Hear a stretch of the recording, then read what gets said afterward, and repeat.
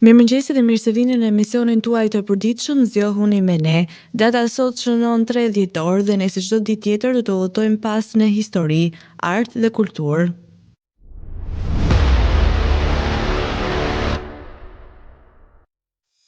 Do të vjojmë fillimisht me ngjarjet që ndryshuan botën. 3 dhjetori ka qenë dëshmitari i momenteve që ndryshuan botën. Në këtë datë të vitit 1818, Illinois u bë zyrtarisht shteti i 21 i Shteteve të Bashkuara të Amerikës, duke shtuar një tjetër copës në mozaikun e kombi në rritje. Në vitin 1910, dritat e neonit, të cilat sot i shohim kudo, ndriçuan për herë të parë Parisin, fal shpikësit George Claude.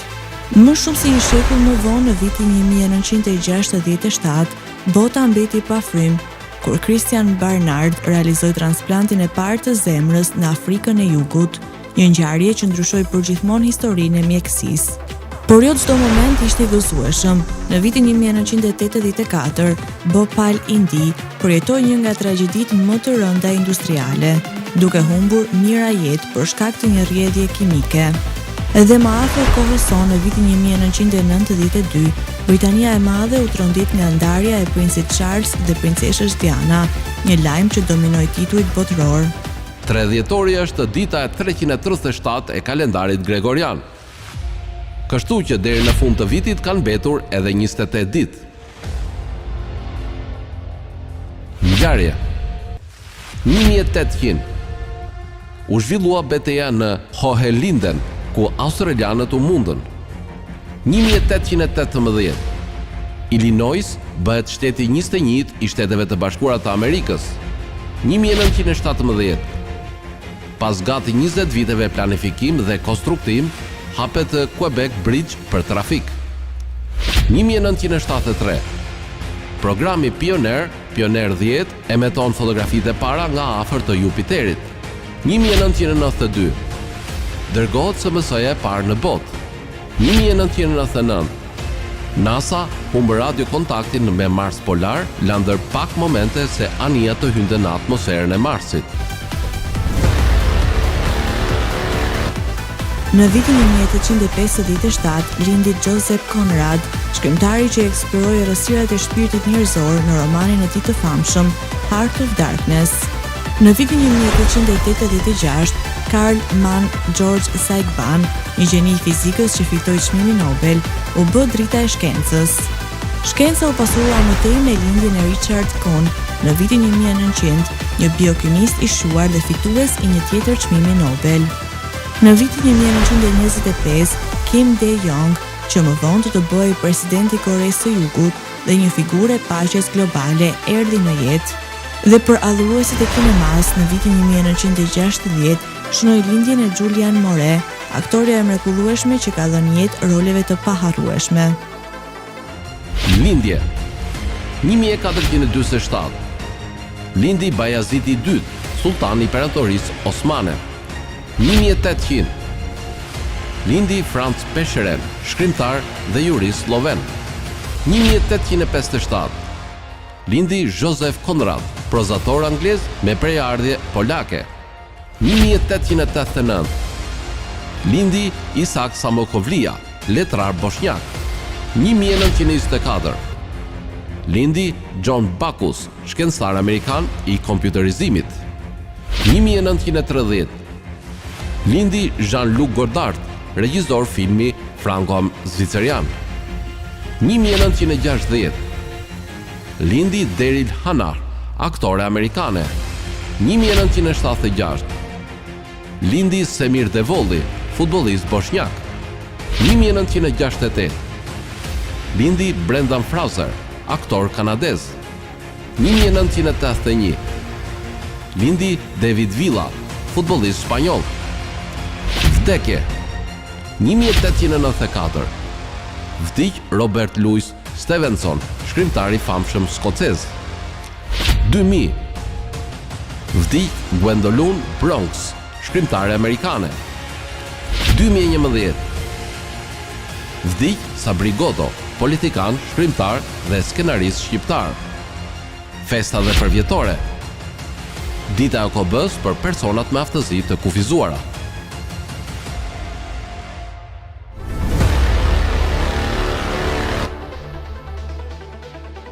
Por 3 dhjetori nuk sjell vetëm kujtime të gëzueshme. Në vitin 1894 u shua Robert Louis Stevenson, mjeshtri skocez i letërsisë, i cili na dhuroi thesar letrar si Treasure Island. Një tjetër yll që u shua ishte piktori francez Pierre Auguste Renoir në vitin 1919, një ikonë e impresionizmit që ndriçoi artin me ngjyrat dhe emocionet e tij. Në vitin 1989 u ndam nga Andrei Sakharov, një shkencëtar dhe disident sovjetik, një zë i fuqishëm për të drejtat e njerëzit dhe paqen. Dhe në botën e muzikës, në vitin 2015 humbëm Scott Weiland, këngëtarin e fuqishëm të grupit Stone Temple Pilots, një ikonë e rockut modern.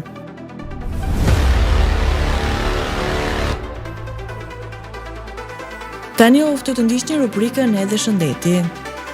Patatja, e cilësuar edhe si mbretëresha e bimëve barishtore, është një aleat e fuqishme për shëndetin ton. Ajo përmban potasium, vitamin C, karbohidrate, të cilat ndikojnë për të neutralizuar diabetin, ndihmojnë kockat dhe hidratojnë lëkurën. Patatet rezultojnë të pasura me vitamin C, përmes së cilës organizmi jon bën të mundur riparimin e indeve të shkaktuara dhe të shkataruara nga radikalet e lira. Prania e potasiumit i bën ato shumë të vlefshme në luftën kundër hipertensionit. Ndihmojnë jashtëzakonisht aparatin tretës, janë bashkëpunëtore kundër formimit të hemoroideve. Patatet janë shumë të pasura me karbohidrate komplekse, teje të këshillueshme për kudo që vuan nga diabeti. Karbohidratet komplekse në fakt duhet të shpërbëhen në sheqerna të thjeshtë përpara se të jenë gotitur. Pasi mbajnë në kontroll glicemin, patatet të japin ndjesinë e ngopjes, çka ndihmon në mbajtjen në kontroll të urisë dhe humbjes së peshës. Prania e vitaminës C dhe B komplekse ndihmojnë në thithjen e duhur të këtyre karbohidrateve. Tretja, meqense patatet përmbajnë karbohidrate, ato treten lehtë dhe lehtësojnë tretjen. Kjo veti i bën patatet një ushqim të mirë për pacientët dhe për ata që nuk tresin dot ushqimet e forta, por që ka nevojë për energji. Kujdesi i lëkurës, vitamina C dhe B kompleks, si dhe mineralet, kalium, magnez, fosfor dhe zink, janë të vlefshme për lëkurën. Reumatizma, vitaminat, kalciumi dhe magnezi në patate ndihmojnë për një lehtësim në reumatizëm. Patatet janë shumë efektive në inflamacionin e brendshëm apo të jashtëm. Ato heqin inflamacionin të zorët dhe ndihmojnë sistemin tretës.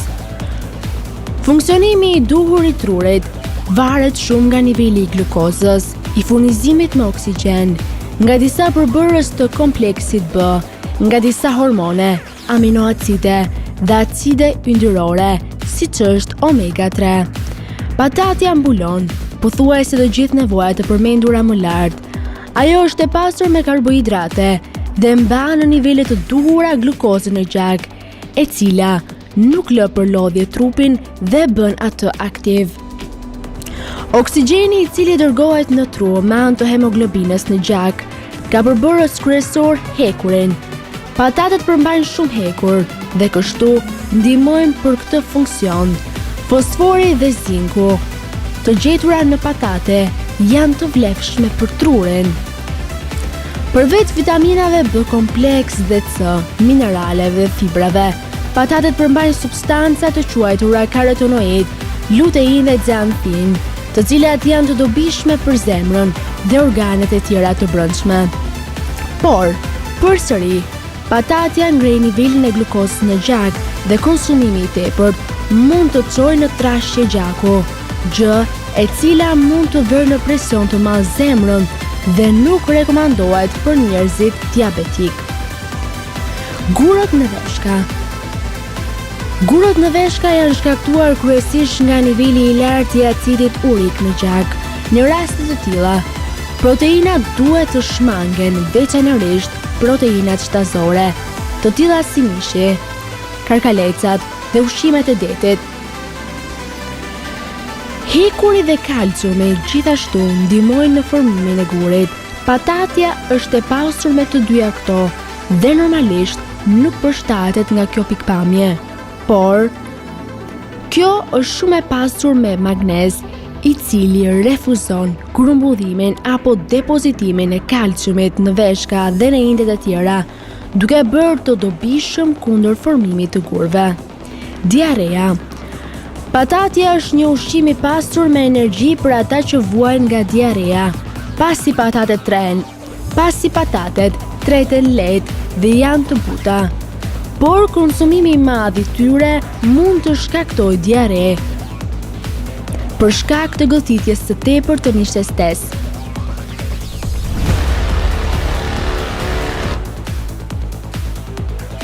Për biografinë e sotme do të kthehemi pas në histori në një mëngjes të ftohtë të 13 nëntorit të vitit 1850 në Edinburgh të Skocisë.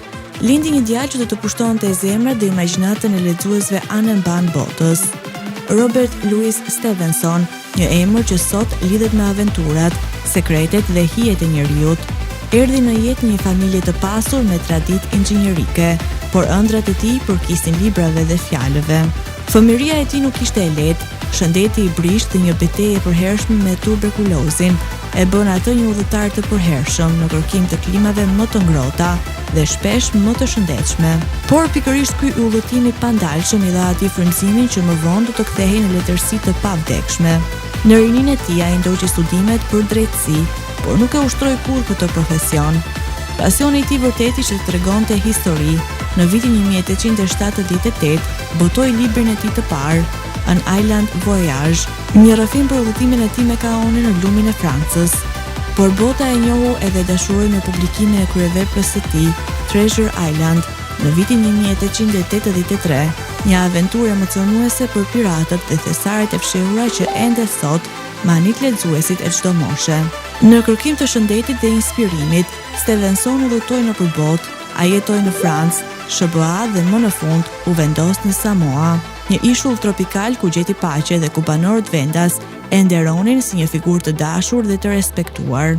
Ai vazhdoi të shkruante deri në fund të jetës së tij, duke na dhuruar vepra të paharrueshme. Më 3 dhjetor të vitit 1894, në moshën 44 vjeçare, Stevenson u shua papritur në Samoan e tij të dashur, duke lënë pas një trashëgimi të pashlyeshme letrare. Ishte vetëm një jetë e shkurtër, por ajo u jetua plotësisht me aventurë, imagjinat dhe dashuri për të treguar histori që sfidojnë kohën.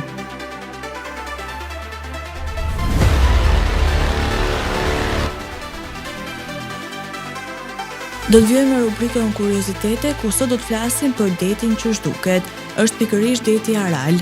Në Azinë Qendrore ndodhet një nga katastrofat më të mëdha mjedisore në histori, e shkaktuar nga dora e njerëzit. Deti Aral, dikur një nga liçenet më të mëdha në botë, ka humbur mbi 90% të sipërfaqes së tij brenda vetëm disa dekadash. Gjatë periudhës sovjetike, lumenjt Amudarja dhe Syrdarja, që ushqenin detin Aral, u devijuan për të vaditur tokat e Pambukut. Si pasojë, deti filloi të thahej, duke krijuar peizazhe të çuditshme ku dikur kishte ujë, anije të braktisura në mes të shkretëtirës dhe toka të mbuluara me krip që reflektojnë dritën si pasqyra. Por ndikimi nuk ndalet këtu. Kripa dhe pesticidet që ndodhen në tokën e tharë përhapen nga erërat, duke shkaktuar probleme të mëdha shëndetësore dhe ndotje në rajon. Klima gjithashtu ka ndryshuar, dimrat janë bërë më të ftohtë dhe verat më të thata. Sot përpjekjet për të rikuperuar detin Aral janë në proces, veçanërisht në Kazakistanin e Veriut, ku është ndërtuar një digë që ka arritur të rikthejë një pjesë të ujit. Megjithatë, deti siç ka qenë dikur mbetet një kujtim i largët, një mësim i fuqishëm mbi pasojat e ndërhyrjes së pakontrolluar në natyrë.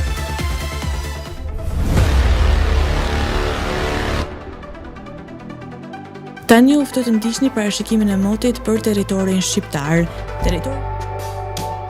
Territori shqiptar për datën 3 dhjetor 2025 do të jetë në ndikimin e masave ajrore të lagështa, duke sjellë rreshje shiu në pjesën më të madhe të vendit. Paraditja pritet të sjellë shira të dendur në zonat perëndimore, ndërsa pasditja do të shoqërohet me rreshje më të izoluara në lindje dhe juglindje. Temperatura minimale pritet të zbresë deri në 4 gradë Celsius, ndërsa ajo maksimale të arrijë deri në 17 gradë Celsius në zonat bregdetare. Gjatë ditës priten rreth 1 deri në 2 orë diell në zonat jugore. Era do të fryjë nga drejtimi jug-perëndim me shpejtësi 4 deri në 6 metra për sekond, ndërsa përgjatë bregdetit deri në 7 metra për sekond. Deti do të ketë dallgëzim të lehtë deri mesatar rreth 1 deri në 2 ball. Indeksi ultraviolet për Tiranën më 3 dhjetor 2025 pritet të jetë I ulët rreth 1. Sipas burimeve astronomike, lindja e diellit në Tiranë më 3 dhjetor do të jetë në orën 6:42 minuta, ndërsa perëndimi në orën 16:19 minuta. Temperaturat minimale dhe maksimale për disa qytete kryesore të Shqipërisë do të jenë si më poshtë. Shkodër 10 deri në 13 gradë Celsius. Kukës 7 deri në 10 gradë Celsius. Peshkopi 8 deri në 10 gradë Celsius. Tiranë 12 deri në 15 gradë Celsius. Durrës 11 deri në 15 gradë Celsius. Kavaj 11 deri në 14 gradë Celsius. Elbasan 10 deri në 13 gradë Celsius. Berat 12 deri në 15 gradë Celsius. Korçë 4 deri në 7 gradë Celsius. Vlorë 13 deri në 17 gradë Celsius. Gjirokastër 9 deri në 12 gradë Celsius. Sarandë 11 deri në 16 gradë Celsius.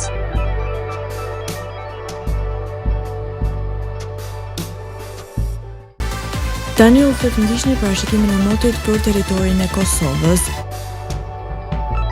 Territori I Kosovës për datën 3 dhjetor 2025 do të jetë në ndikimin e masave ajrore të lagështa me rreshje të dobëta shiu në pjesën më të madhe të vendit. Paraditja pritet të sjellë rreshje të lehta në regionin perëndimor, ndërsa pasditja do të mbajë mot me vranësira të shpeshta dhe intervale rreshjesh lokale. Temperatura minimale pritet të zbresë deri në 1 gradë Celsius, ndërsa ajo maksimale të arrijë deri në 8 gradë Celsius në zonat perëndimore. Era do të fryejë lehtë nga drejtimi jugor me shpejtësi 2 deri në 4 metra për sekond. Indeksi ultraviolet për Prishtinën më 3 dhjetor 2025 pritet të jetë I ulët rreth 1. Sipas burimeve astronomike, lindja e diellit në Prishtinë më 3 dhjetor do të jetë në orën 6:41 minuta, ndërsa perëndimi në orën 16:09 minuta. Temperaturat minimale dhe maksimale për disa qytete kryesore të Kosovës do të jenë si më poshtë. Mitrovica 4 deri në 7 gradë Celsius. Podujev 1 deri në 6 gradë Celsius. Skënderaj 1 deri në 6 gradë Celsius. Pej 5 deri në 8 gradë Celsius. Prishtinë 4 deri në 7 gradë Celsius. Gjakov 4 deri në 7 gradë Celsius. Malishev 2 deri në 6 gradë Celsius. Gjilan 2 deri në 7 gradë Celsius. Ferizaj 2 deri në 7 gradë Celsius. Kaçanik 3 deri në 6 gradë Celsius. Suhare 3 deri në 7 gradë Celsius. Prizren 3 deri në 7 gradë Celsius.